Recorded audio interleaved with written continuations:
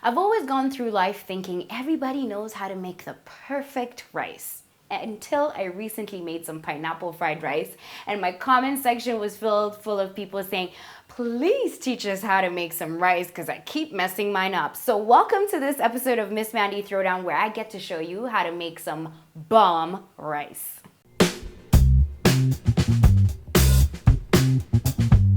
To be quite honest, the main reason why I don't think rice is hard to make is because my mom kind of made me learn how to perfect it. And there are some certain variants that actually help you make the perfect type of rice, to be quite honest. One, let's start with the fact that the kind of rice you use is very important. I know mine is in a little mug, but it's important why it's in this mug. So the kind of rice you use is very important. Today we're using basmati rice, and it's from a certain brand that I really love. I've shared it on my Snapchat.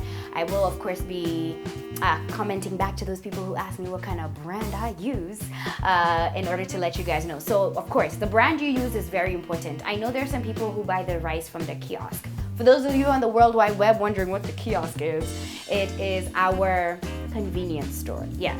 So I'm not a fan of the rice that's sold at the kiosk convenience store because you don't know the brand. It's just in a clear bag and it might not turn out great. I've used it before at a friend's house and I was just like, yo, did you just give me some bad rice brand? And I've just made ugali. I really hated it. So the brand of rice you use will affect your rice. So that's number one.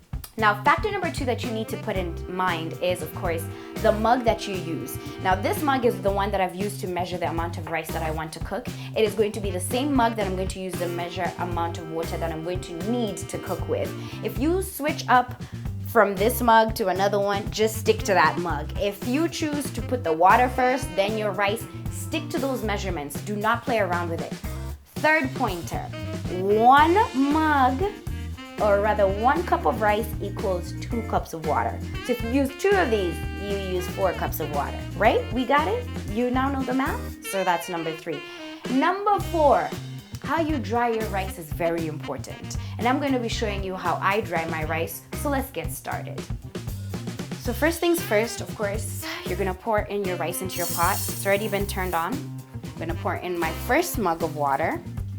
And I'm going to pour in my second mug of water.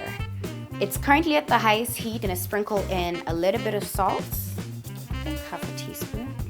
And then I'm just going to let it come to a boil. Now it's come to a boil, not completely yet done.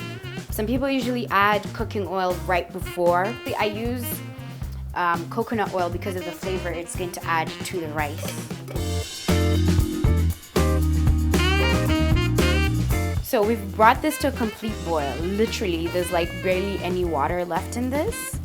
And one thing that I do, I move it to a different burner, which is the smallest one, in order to prepare it to dry.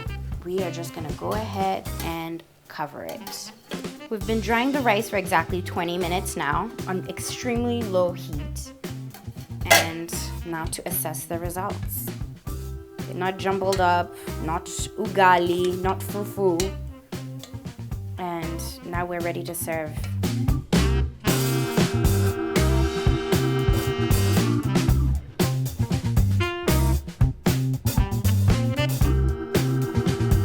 Literally, it took 20 minutes to dry this rice in order for this amazing results. I'm gonna be serving it up with one of the sides that I've made on the show, either the coconut curry beans or the ndengu. I'm still deciding, but I do want to hear from you. What would you like to see me make next? Do comment below, and of course, let me know how you make your rice. Maybe it could be slightly different from mine and it even becomes out fuego, maybe? Yes? Okay, do let me know. I do want to say, for those of you who have not subscribed, do hit the subscribe button, please. Also, go ahead and like, comment, and of course, share.